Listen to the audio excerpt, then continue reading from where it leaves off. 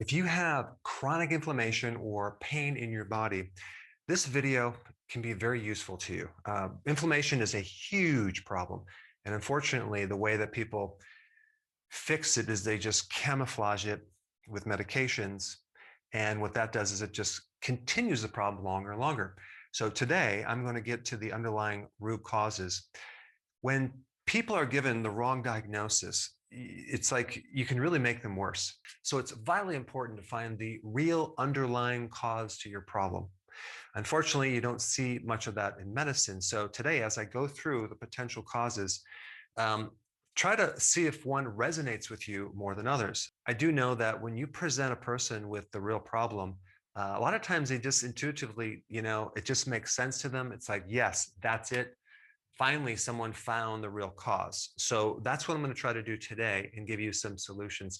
So this video is really about trying to isolate the real problem. Okay, as far as the solution, I'm going to give you some things to focus on, but there's going to be additional information on how to solve this, and I have a lot more videos on that. But the first step is first trying to locate what's underneath the inflammation. Now, the top selling drug in the world is an anti-inflammatory, Humira. So apparently a lot of people have inflammation. And one little side note, which is very important and something you should know about, is that cancer goes into areas of old injury and inflammation. So by using this data, I'm going to show you to get to the root of it, you could potentially limit the amount of cancer that can spread into an area and hopefully eliminate cancer altogether, because there's a huge link between inflammation and cancer, inflammation and heart disease, inflammation and insulin resistance. And so it's a problem. But inflammation can come from many different sources. So when you start taking some natural remedy, let's say it's turmeric for inflammation, it doesn't work. Well, it could be some cause that's not fixed with turmeric. So let's go through the different causes of inflammation. Okay. First one is high iron. This is not as common, but especially in men, if you have too much iron because you have a certain disorder, a lot of men develop this problem after they're 50 years old, you can start to accumulate a lot of iron because iron is not easily eliminated through the body, and it can create cirrhosis in the liver. And as soon as you start consuming anything like red meat or iron supplements, you're going to just feel really bad. So that's a good little clue to know that you have excessive iron. But too much iron can create a lot of inflammation because our bodies just cannot get rid of iron. Now, another clue that you might have high iron is you donate blood and you feel better. Wow. Or if you're female, you menstruate and you feel better. That could be an indication that you have this problem.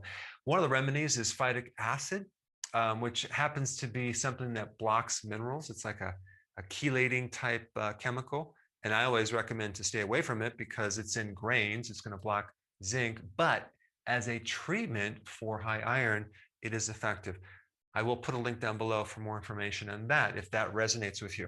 Number two, this is the big one, especially the main reason why most people are taking this drug right here. You have an autoimmune disease, and I have quite a few videos on this topic. The solution is high levels of vitamin D3, 40,000 IUs consistently over a period of time, and you will feel better from that. Because if you could just stop the inflammation from an autoimmune, especially if it's like rheumatoid arthritis, you instantly start getting rid of all this extra damage that's occurring, and you let your body heal.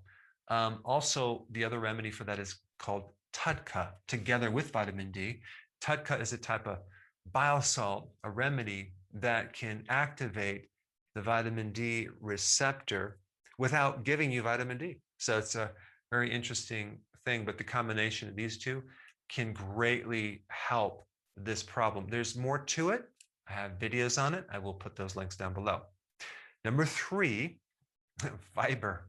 So as you know, the carnivore diet is becoming very popular because people are they can't handle fiber, okay? And I'm not even just talking about grain fiber. That's a given. If you're consuming grains with gluten, I mean, even if you don't have a sensitivity to fiber, all that omega-6 fatty acid is just going to tear up your gut, and you're going to have all sorts of inflammation. I'm talking about vegetables, and even like beans and things like that, legumes. But fiber in general, if someone has gut damage already, will flare up that inflammatory process and literally put them in a situation where they feel crippled and have a lot of skin issues and inflammation. So if you start consuming more fiber and you feel worse, well, you just might want to go carnivore for a while and see if you feel better. But this all relates to an imbalance with your microbes in your gut because they eat fiber. If you don't have the right microbes or enough of the microbes, and you're going to get these reactions from this fermentation in your gut, or if it's actually higher up in the gut, in the small intestine, it's just going to tear up your intestines. So that's number 3.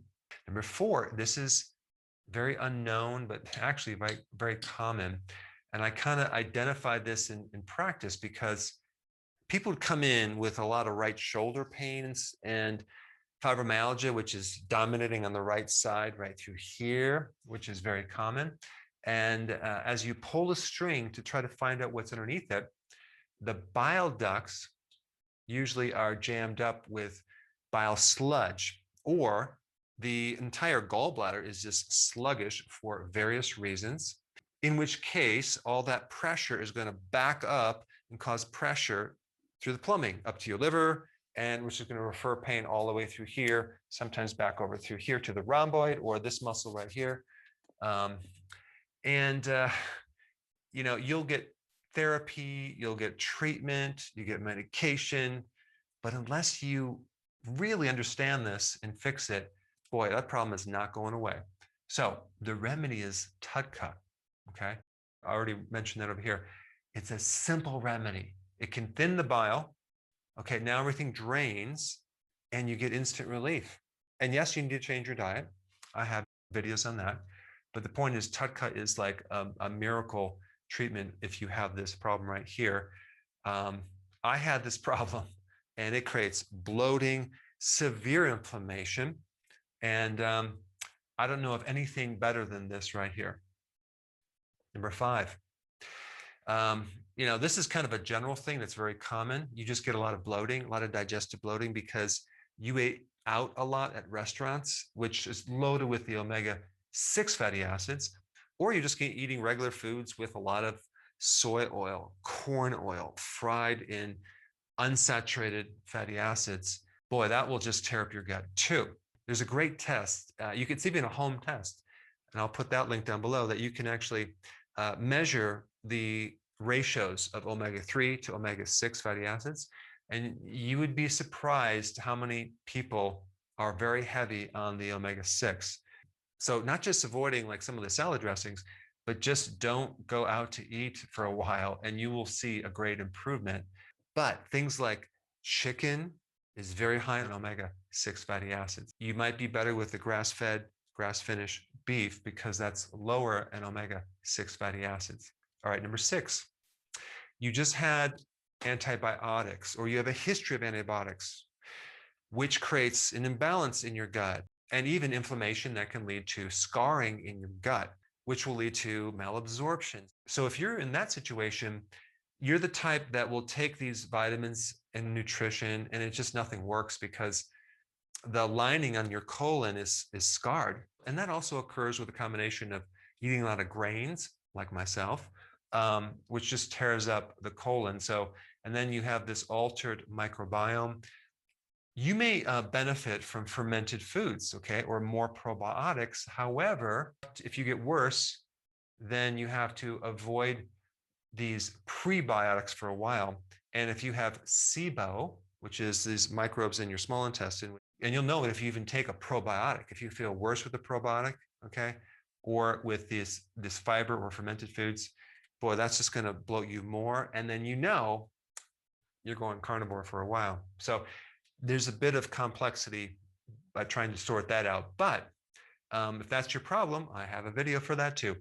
Number 7, let's say you have low back pain. This is the first place where a low vitamin D shows up. So how do you know if this is connected? Do you do an x-ray for this? Do you do a blood test? Yes, you can do that. But a real simple way is just to take 20,000 IUs of vitamin D3 and wait for a few hours. If this is causing your problem, that back pain's going away. So then you know you need to take more vitamin D3, get more sun. Number 8, food allergies. Now, of course, gluten is at the top of the list, but a lot of people are consuming like dairy they're allergic, nuts, egg. There's common ones and there's non-common ones. So, well, this is one of those things you can diagnose it by rotating your eating, start avoiding certain foods, see if you feel better, see if there's less bloating, see if there's less reaction to your skin, so you can kind of isolate and then get a test to see what food allergies you really have. One way to correct an allergy, both seasonal and environmental, is to do periodic prolonged fasting. That actually will fix your immune system. I have videos on that too. Okay, so infection. It's number 9. Let's say there's a deep infection in your body from an infected tooth that you have that you have no idea that's connected. If you had a lot of dental work and then all of a sudden notice problems after that, that could be why. There's a lot of connection between dental work as well as root canals. And then you get this systemic infection that can affect your joints as arthritis. You can also have a latent infection from like an Epstein-Barr virus. A latent infection is a virus that goes dormant and then it waits there till you're old and stressed out, and then it comes out and kicks your butt. So that usually shows up in kind of like lethargy, chronic fatigue syndrome, fibromyalgia, and not necessarily a full-blown infection. But the key thing with this is stress, okay? If you notice a lot of problems that occur after some stress event, usually it's a big stress, then you're gonna have to do whatever you can to get rid of that stress, because all the oregano oil that I recommend for this infection will not help you, because the stress activates cortisol. Cortisol puts your immune system into a state of paralysis. You have no immune system when you're under stress. It allows autoimmune diseases to occur as well. But in general, I recommend a natural antibiotic, which also has antiviral properties. Like oregano oil is great for fungus, yeast, candida, virus, and bacteria. But there's other things you can take too, like garlic, thyme, sage. There's quite a few. Now, what about COVID, like the long haulers, this COVID infection you have, and now you have this chronic inflammatory condition? Well, that applies to this too, but there's some extra things I'm going to highly recommend for this as well. And I did a whole video on it. I will put that down below. One really important nutrient to take if you've noticed you have this problem after COVID is vitamin B1, and you need large amounts over a period of time. I go into it in detail in another video, which I'll put down below. Now, if your adrenals, this is number 10, if your adrenals are fatigued because you've been through a lot of stress in your life, you may have something called cortisol resistance. So cortisol it reacts to stress and it adapts the body to stress. But if you have too much cortisol over a period of time, and then your cortisol is kind of inactivating. So a perfect example of that would be in Cushing's syndrome, where you have high levels of cortisol, yet you have all the symptoms of low cortisol. You have all this inflammation, you have allergies, you have skin problems. So if you have a history of adrenal problems with inflammation, adaptogens are really good, ashwagandha, and of course, vitamin D3 would be very important. Gout is another inflammatory condition. That is a high level of uric acid, but really what's happening, it's your body making a lot of uric acid, and for some reason, your kidneys are not able to get rid of this lactic acid, so it's kind of accumulating. The best remedy for that would be to increase your pH, make it more alkaline, okay? And that seems to put you in a state where you have less gout attacks or less intensity. And the remedy for that would be baking soda, alternating with apple cider vinegar. okay? Because if you take too much baking soda over a period of time, now it flips to the other side. So you want to increase the pH and then decrease it back and forth. I will put that video down below. I already mentioned about allergies, but this is primarily environmental allergies. It's the same thing. You want to do periodic prolonged fasting. And then insulin resistance is behind a lot of inflammation, which then can cause belly fat, which can lead to more inflammation. It could lead to liver fat, which can lead to more inflammation. So if you're new to my channel, you need to get on the right eating plan. Anyway, I covered a lot of information. Now what I want you to do is just comment down below. I'm very curious, which one of these indicates more to you than all the others? And a common thread through a lot of this is vitamin D. So if you haven't seen this video on vitamin D, check it out. I put it up right here.